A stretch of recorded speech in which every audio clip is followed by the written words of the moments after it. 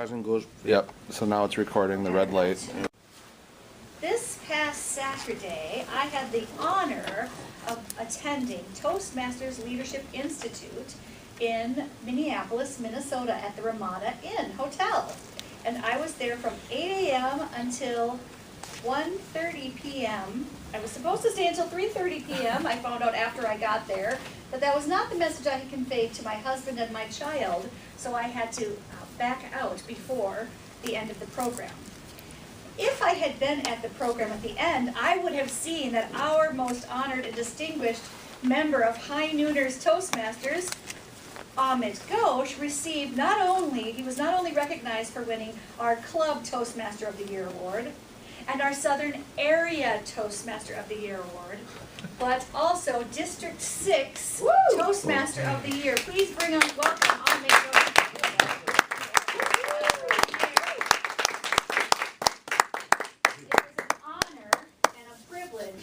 To share what a great representative you are of High Nooners at our club, and as area governor, humble area governor, I want to thank you for representing us so well. Oh, I have something to give.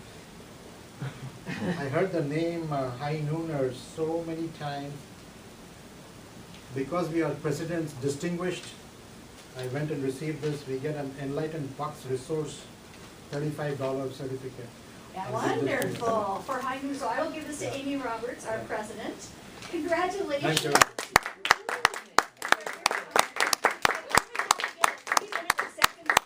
And it was impromptu, extemporaneous. What did you talk about?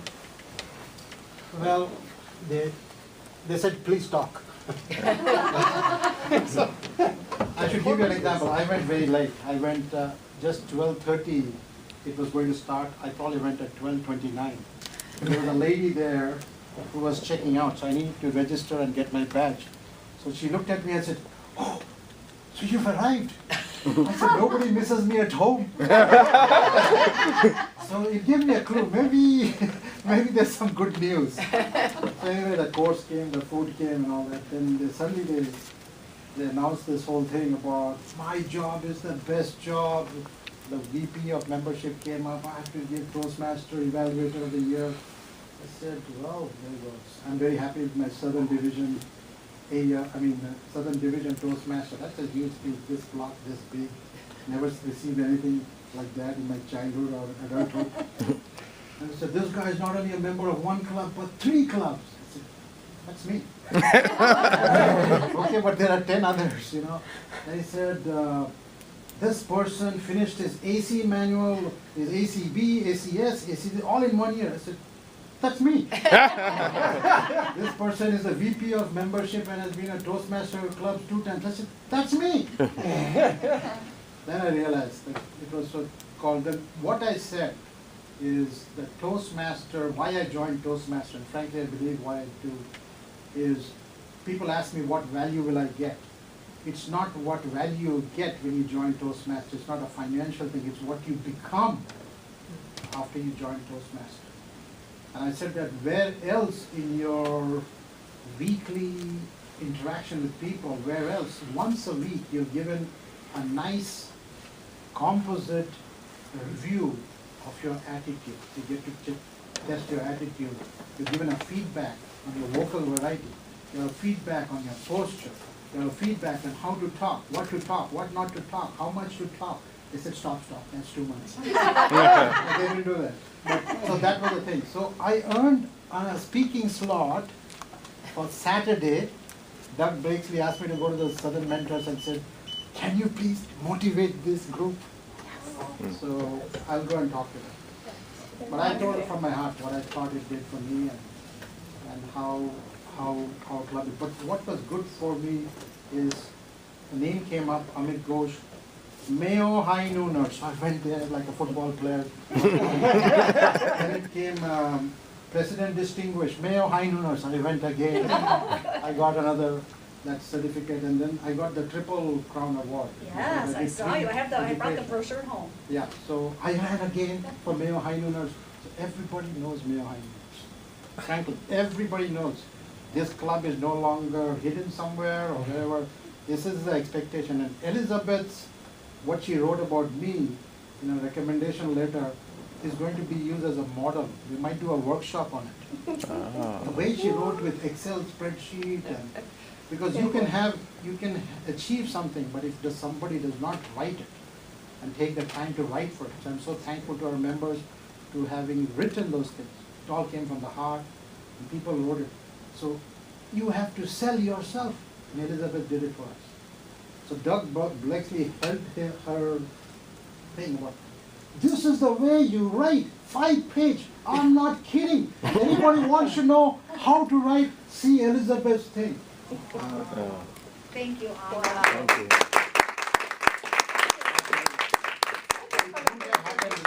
It wouldn't have happened without Elizabeth. I seriously thank her for the way you wrote it, the way you presented. You made all of us proud.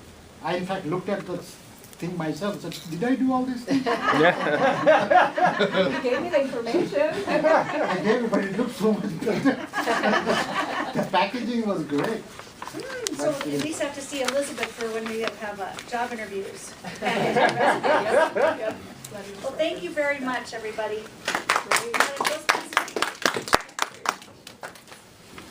All right, since we don't have any new members, I think we will just go ahead and not describe what the roles are. I would like John to come up and give us the word of the day, get us started on the roll here. Thank you, Madam Toastmaster, for the Toastmasters, and I don't need to explain what I do, why I'm here. But the word of the day is panache, and which means stylish or distinctive. And the word came up because, as you was saying, I appeared in the magazine and Post Bulletin this weekend, and in the style section of the magazine. And someone was like, I totally love your panache. And I'm like, okay, what does that mean? That's how I get the word. So today, I'm using it in a word that Dr. Amit's speech has a unique panache. So thank you. Oh, and also, you know what I'll be doing, so I don't have to really explain that. But that was awesome. Okay, and then Rafa is going to keep us on time here. If you want to just All right. go ahead and get us started here, as long as we don't have new people. Madam Toastmasters and our colleagues here, my role here is today to help you be on track with your speeches, to make sure that we are on track with timing. I'll be assisting you with some cues. If you have a speech, at 2 minutes remaining, I'll raise this green. And then I'll also include the lights here, as you can see. I'm going to be busy here, so don't be distracted with the lighting and all the sounds that goes in here. If there's a minute left, I'll go with yellow, raise this yellow, and then I'll put this yellow light, and then at the end of your speech, I'll put the red light, and then the red card here. Now, if you go 1 minute or 2 minutes ahead, I'll just try to cut you off. Thank you. Thank you. All right, then, to start us off, we have Joe coming up to help us out as the first speaker. He is going to do a speech titled, How to Be Helpful, and he always is. And here's 5 to 7 minutes of how he does it. Go.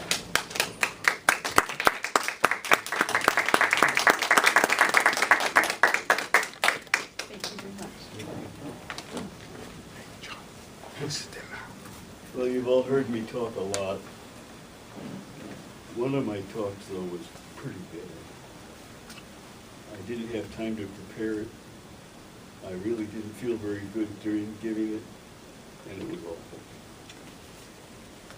I left feeling really depressed, and feeling pretty bad about it.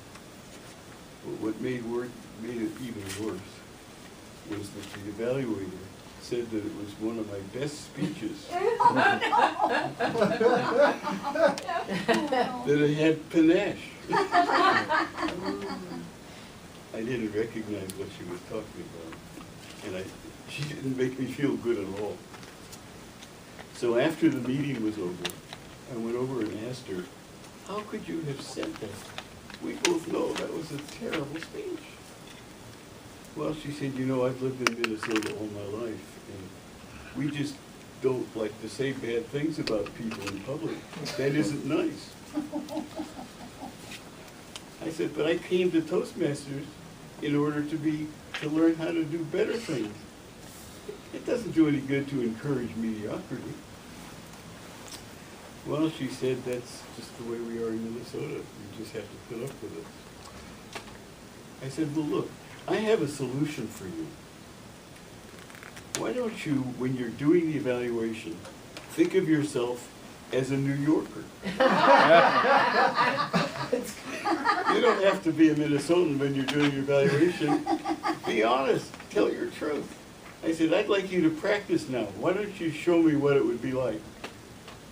So she took a deep breath, looked me straight in the eyes and said, your speech stunk.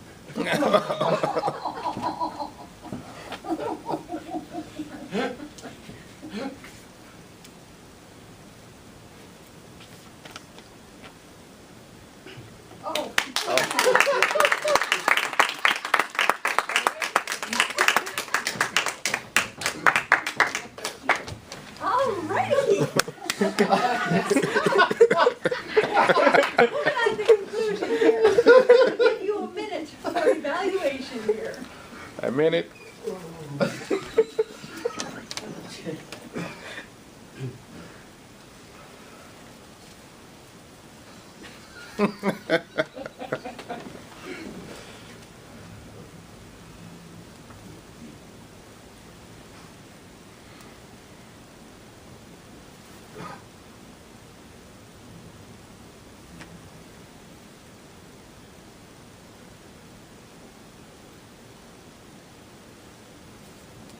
Speaker is going to be Chris. He's speaking, the title of his speech is 6.4, which leads the mind to wander here. He's asked for 5 to 7 minutes, and his speech is the persuasive approach to the public relations manual.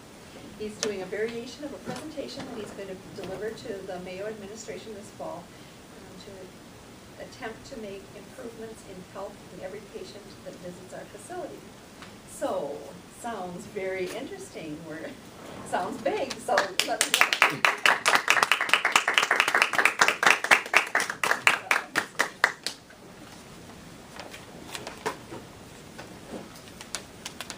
Fellow Toastmasters, today, for the next 5 to 7 minutes, I'm not sure if I got in there, 5 to 7 minutes, I want to talk to you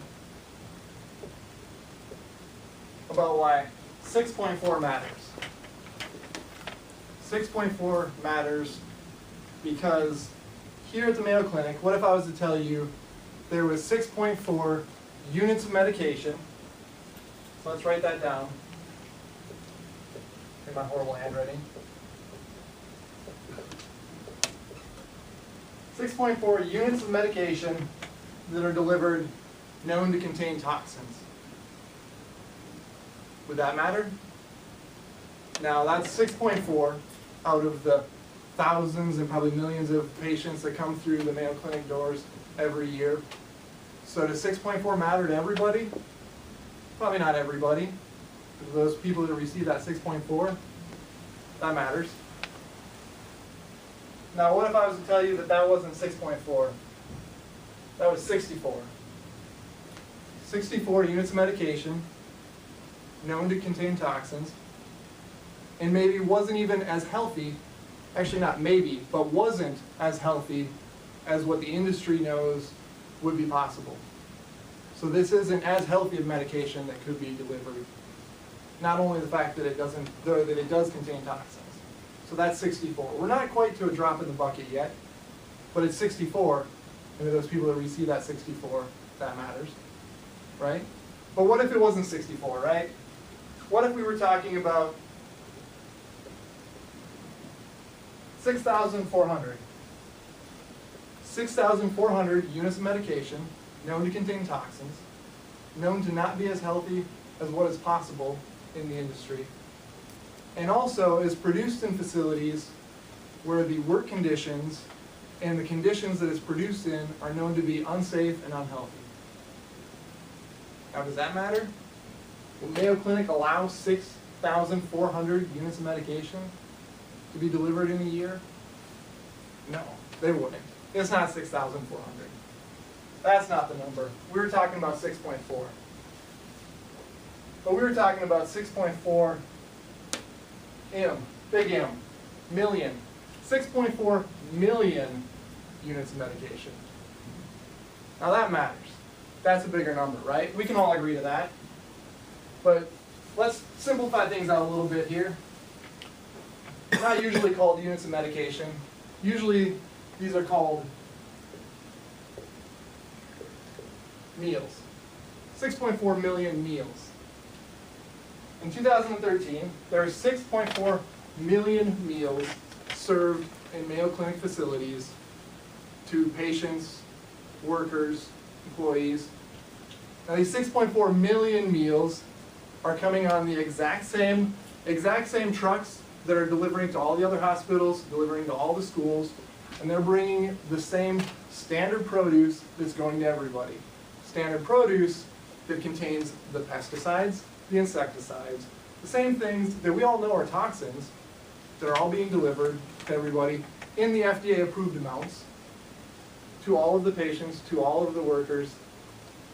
And then also, on top of that, aren't as nutritious because of the fact that they're all coming from Southern California, Northern Mexico, and they're being delivered, and we talked about this in previous speeches, in a long distribution channel that takes multiple days, if not weeks, to get here, and now doesn't contain sometimes even half the amount of nutrition that they previously had. These are all being fed to the patients, to the employees. And when I talk about it as meals, or when I talk about it as units of medications, you may be thinking two different things. But when we're talking about units of medication, we're talking about something that's put into the body to be able to affect your health. Everybody understands that as a pill. Everybody relates that as a pill.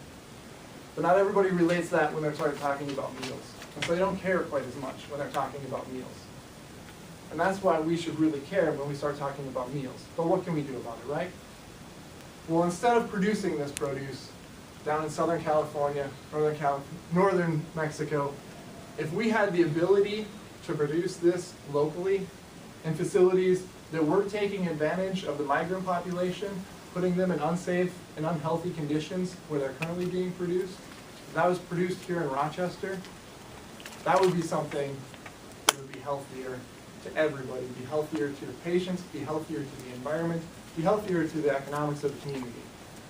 And so that's why I would suggest that with Fresh with Edge, my facility, and the facility, the largest producer in Minnesota, partnering up, bringing that opportunity here to the Rochester community, we could be understanding why 6.4 million meals, 6.4 million hospital meals would be helpful to everybody and should care, and why everybody should care about 6.4. Thank you.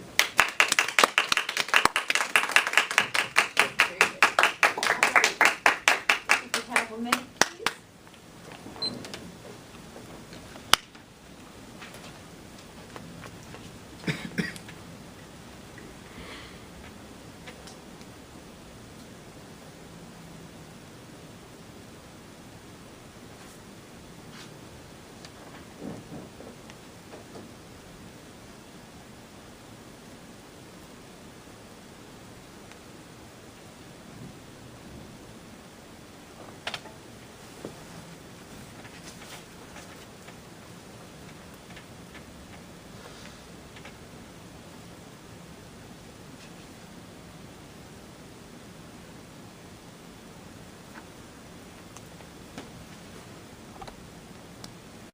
Our third one is titled Blowing in the Wind. Tanya is going to talk for 7 to 9 minutes. It's from the number 8 Confident Communicator Manual, and she's focusing on the visual aids. And she's been working on her presentation with some new software, so she's going to show us what she's got here.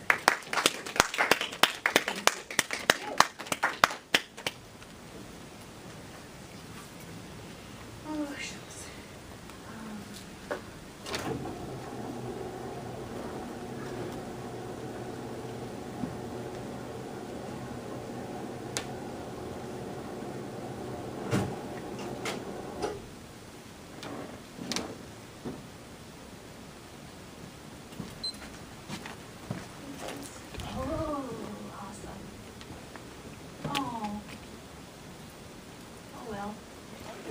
D's over there in the end. There's a D. Can you, I don't know what I can do. I'm so good at visual aids, I'm having my assistant help me with my visual aids.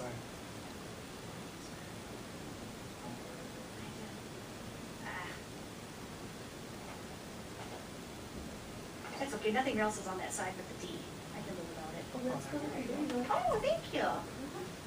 Oh, you're so good. Oh, this, okay. Other way.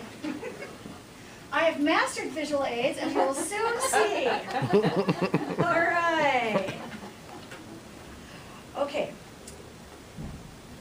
On a summer evening in July 1838, it was actually July 15th, 1838, trying to see here where the audience can see best.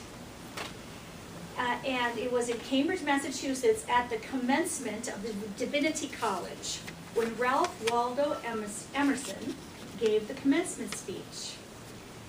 And I read this commencement speech, and it was in the olden days when they weren't just 5 minutes long. They were very long. And in this commencement speech, I found my favorite quote. And it is, I think this quote speaks to me as a Toastmaster, and it speaks to all of you as Toastmasters, and it's why I feel like I found my place to be.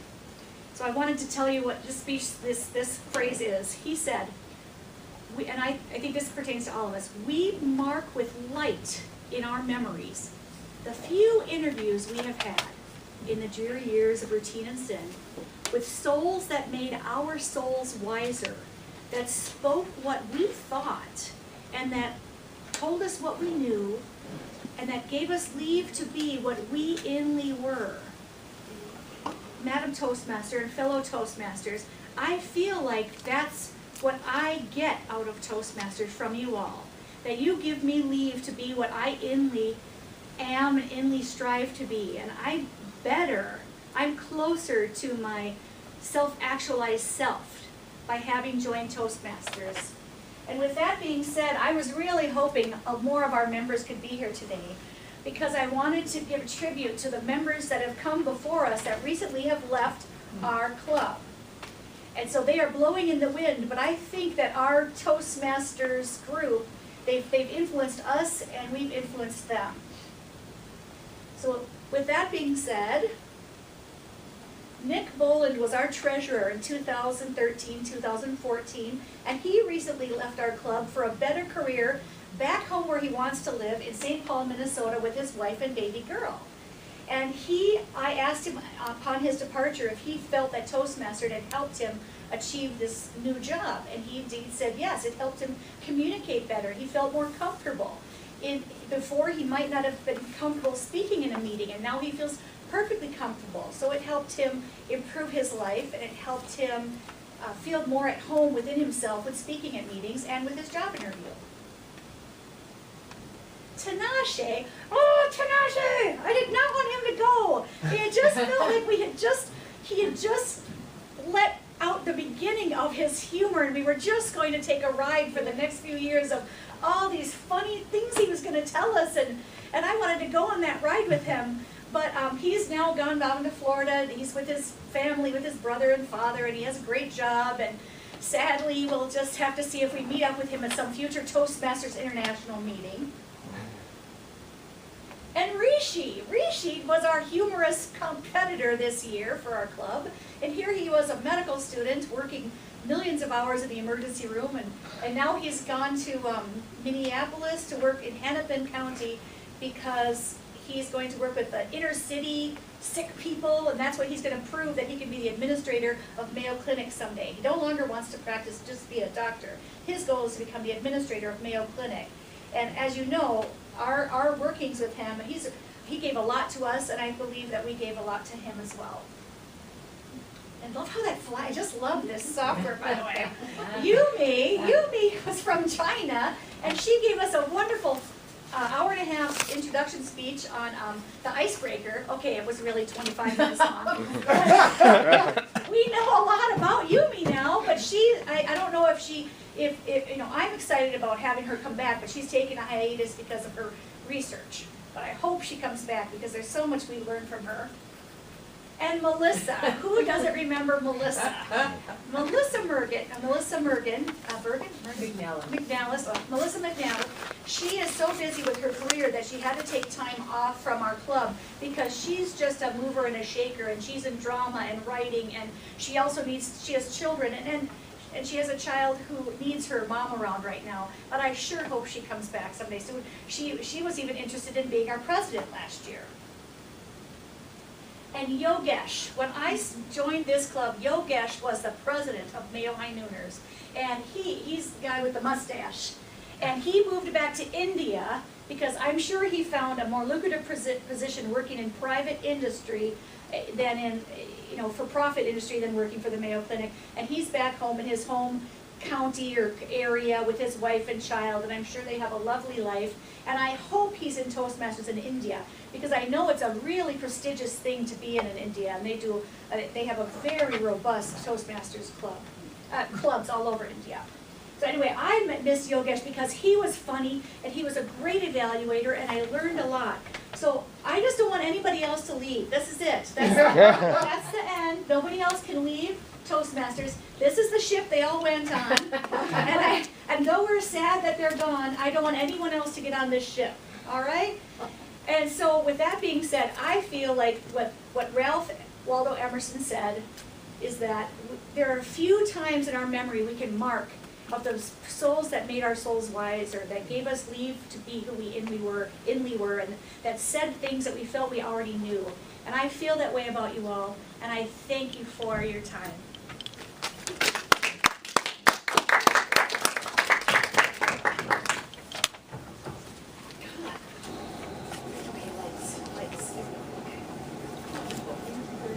We'll have 1 minute for Not our 3 speeches, but I think we'll go ahead with our table topics and just a couple topics here. So, Mary.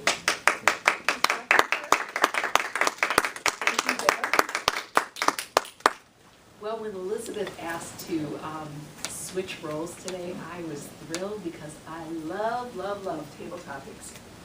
And I love to throw a little panache in when I do table topics. So today, I'm going to have Chris come up. So Chris, why don't you come on up and I'll let you know what the question is.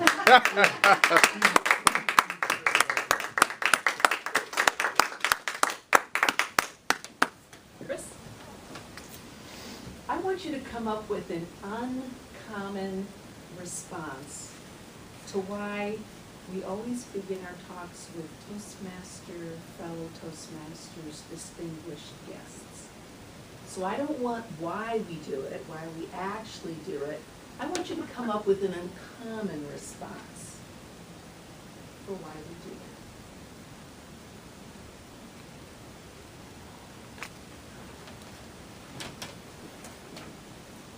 Why do we greet with a standard greeting?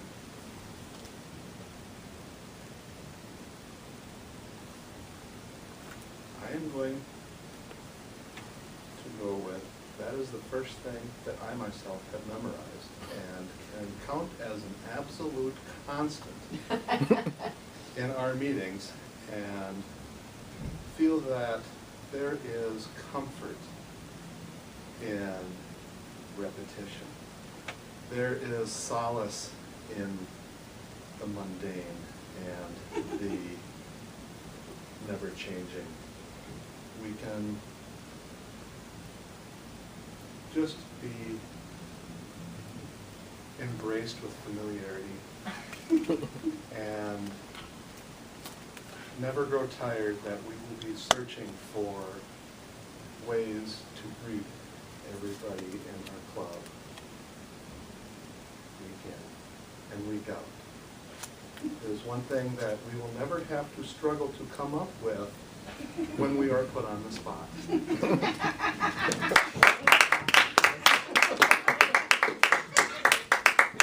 Chris, Chris, thank you for being our guinea pig on that one. That is, you did a fabulous job.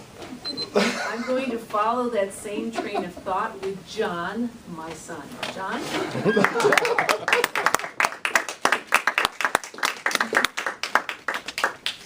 John, I want you to come up with an uncommon answer to why rain falls down.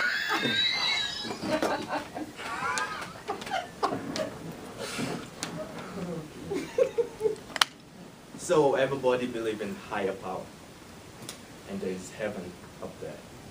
So every single time the rains fall down, there are angels flying. So there is a bunch of buckets of waters that are like stuck up in heavens. Okay. So when the angels started running around, they started kicking out this water, and then it depends on when the earth is spinning. So that's when the water splashed down. So in the situation that the rains fall so hard that there is floods everywhere, it's because the bucket of water that just got kicked is a very big one. But the smaller ones are the ones that kind of like just drop and stop, maybe, they kicked in and it's about to stop pouring, and then one angel decided like, no, let's stop. So they tip it back up and set it down so it stopped raining. So now why doesn't it fall like squash? It's because from heaven to earth, there are like layers of these baskets. Okay, and the basket are the one that basically like shredded the snow to make it like into ice to make it into snow. So when the water falls, so they won't come down really, really flat. They just have to like go through this basket, and the basket is the one that divides them into like tiny little pieces that go into the earth. And I think that's why.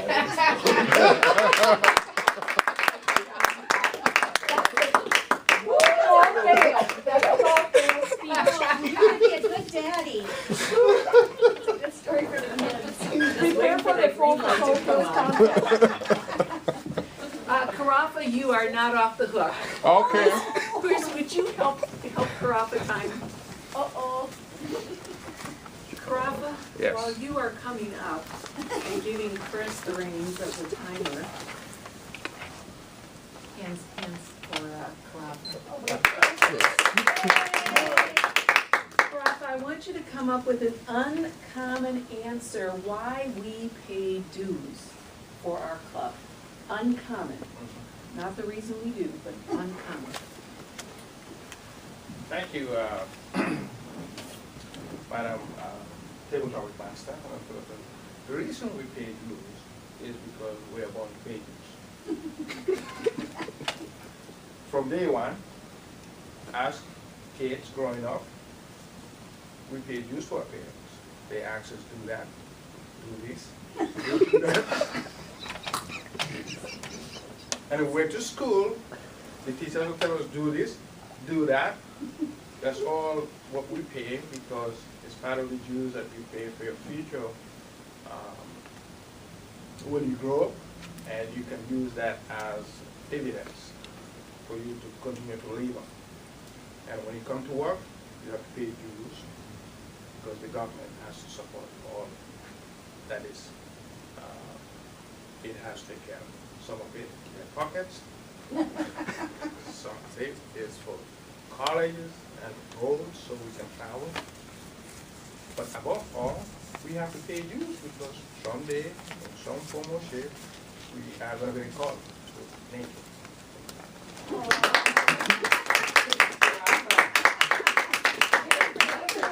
Thanks, everybody. You are really, really volunteers, and I appreciate your panache.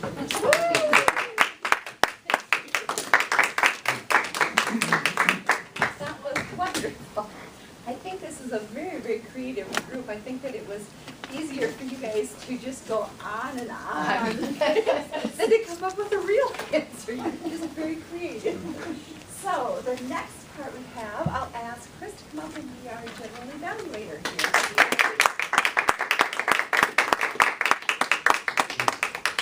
Thank you, Madam Toastmaster.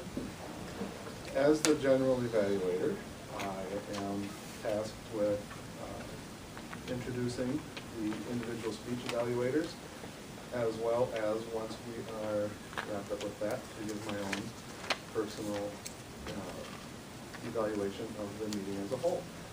First up for the evaluation is our very flexible and overachieving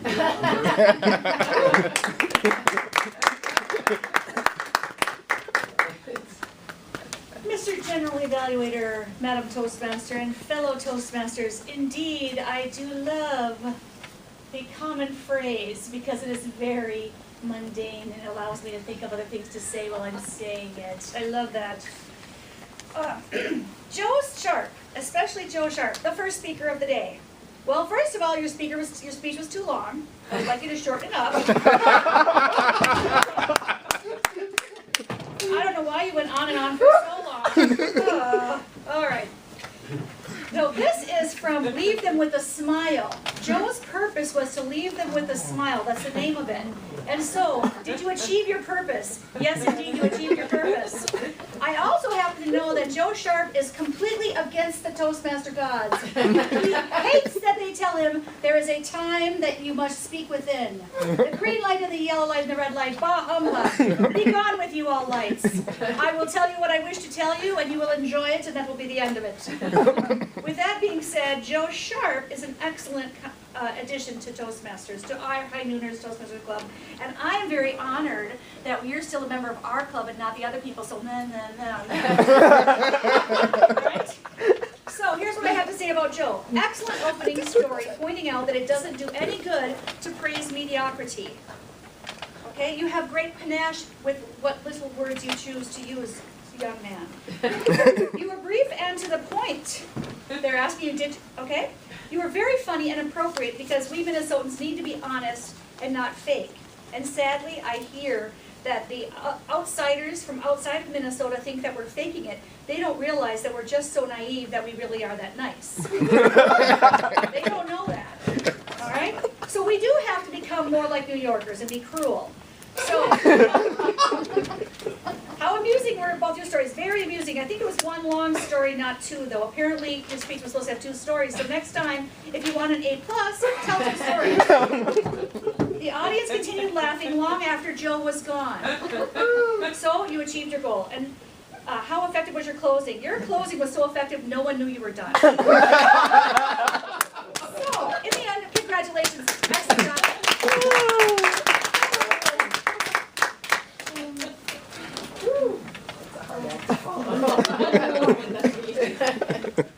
You know, and keeping with the context of her evaluating Joe's speech, I'm going to just pretend I don't know when she's done yet either. You know, honestly, well, we are going to then move on to Elizabeth. She had evaluated Chris's speech, so please welcome.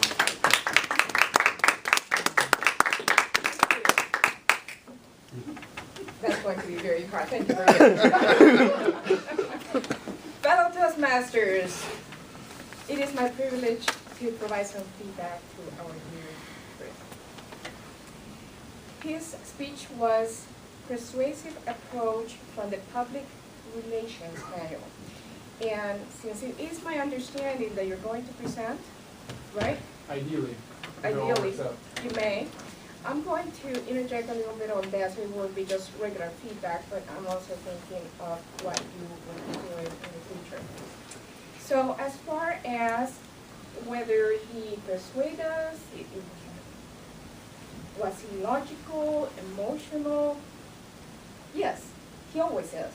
So I can't, I'm not going to elaborate a lot on that. But what I really liked was the points that you made, the compare and contrast of numbers, 6.4, 64, 64,000, etc. And also you brought also the comparison and contrast of drugs and meals. Big industry, local producers.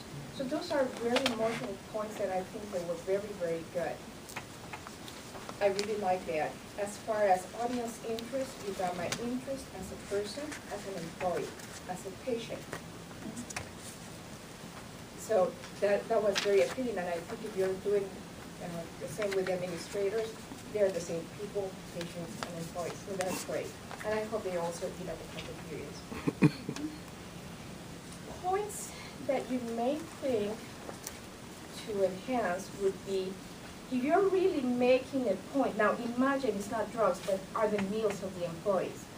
Think that it's not 6.4, it's 64,000. Use the stage, because you can make a point by moving and really talking to those people and making direct contact with the ones that you want to persuade, so they have a better connection.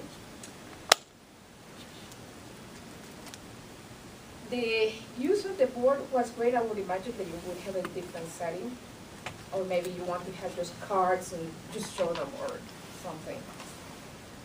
But I did like when you were writing on the board, you made your points. I don't know whether you can link your speech with the DMZ. I don't know what the plans are. Maybe there are some things that you can find that could tie your speech to the DMC, you know, the future of Rochester and what Mayo wants to do to improve the size and the quality of the city.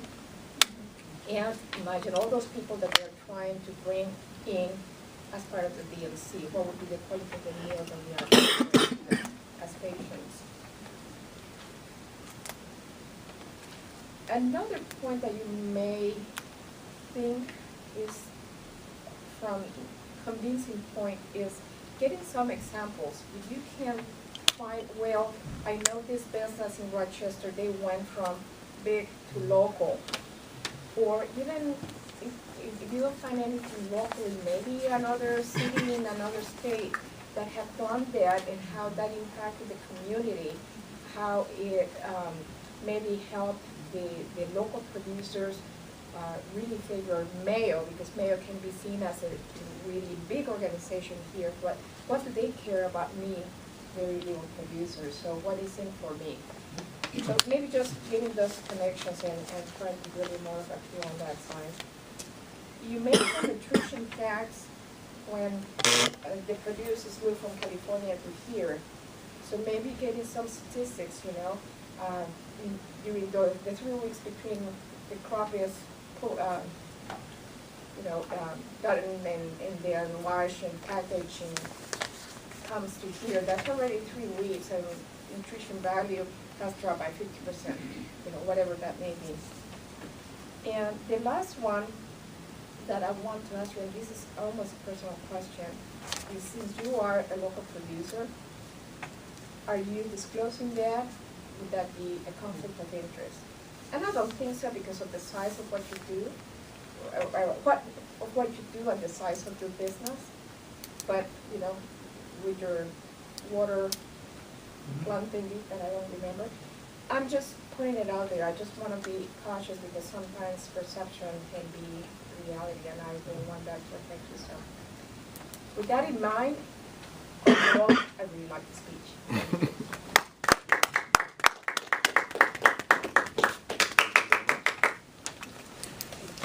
And our final evaluator, I want to bring up Mary Peters.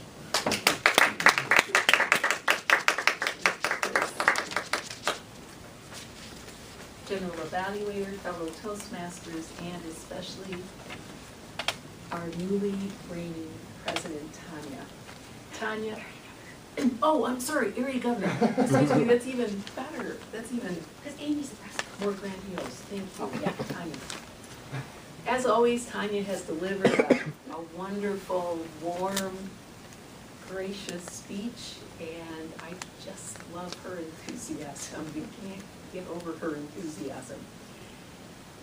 Love the way you started the speech with a quote, and then you ended it with a quote, which was really, really good. I was impressed that you had memorized both of those quotes. At least I know on the last quote you memorized it, and they were big quotes. So, excellent, excellent. What a neat way to honor our past members. Great to remember past members. I love the way she used the visuals to bring up the people. And when, especially not the most recent, but Yogesh, it just brought a smile to my heart to see his face on the screen. So was it appropriate use of visual aids? Absolutely, that was one of the questions. For things to improve on, Tanya, the only two things I would mention is to practice beforehand, perhaps getting here about 10 minutes early, just to make sure that it did fit the screen, very picky. But if you are going to do a presentation for a group, you want to make sure everything is in place. And you have the remote ready. However, you did have an assistant, which was a nice plus. That was excellent. What was the other thing? Tanya, honestly, I don't think there was another thing. It's just this room. I just don't like this room for there's no anything. light for the face. So dark. But having said that, it was humorous. Again, I love your use of words. For example, with Tanashi, I wanted to go on that ride again, which you typically don't use for a person, but you used it and it worked.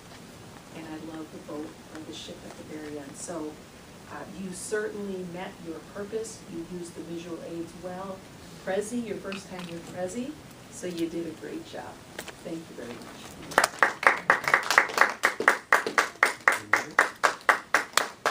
Next, we have our grammarian report, and that is given by John.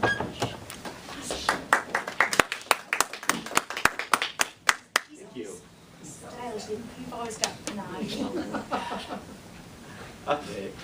Let's do it all time, because you've done it before. Panache. Yes. Okay, fine. So I'm here for the grammarian report, and I was trying to track the harms, and so I threw a lot in myself, so I counted when I was giving my speech. So I went to about few of them, and my likes were countable as well. But I did not really notice a lot of hums and hums. But for the words of the day, Joe uses it once. Chris used it as well. And Tanya, just 4 times, including the 2 that when I was here. And Mother uses it as well. And you did not.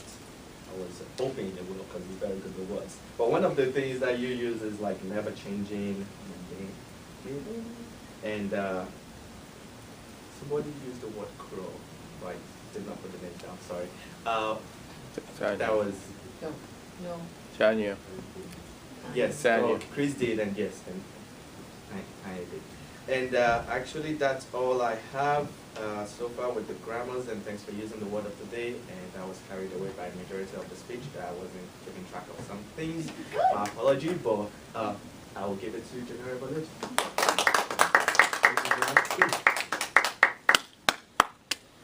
With all things that you usually tackle, that was done with Nash. I got it in there. Next, we will have our timer's report, and being the time is a little tight, one of the things that I noticed, I think that regardless of whether we have guests in the room, we should always come to the front of the room when, especially with, I think what the instance I'm referring to is Crawford, when you were trying to give your speech on your role and explaining the colors, that would have been more appropriate at the front. And when you were just reading the time off, that is, I believe, appropriate to be given from the back because there's no real presentation value in that portion of your role. Again, great math overcompensation. I think we have some very, very talented members that are instantly available for whatever duty is necessary. So it makes me very proud to be a part of this group when everybody is willing to jump in everything. Thank you. We are going to get out of here right on time. Thank you all for coming. I just find it very energizing to come to this, and such a great core group here that just keep it going. Thank you very much. Have a wonderful day. Thank you. All right.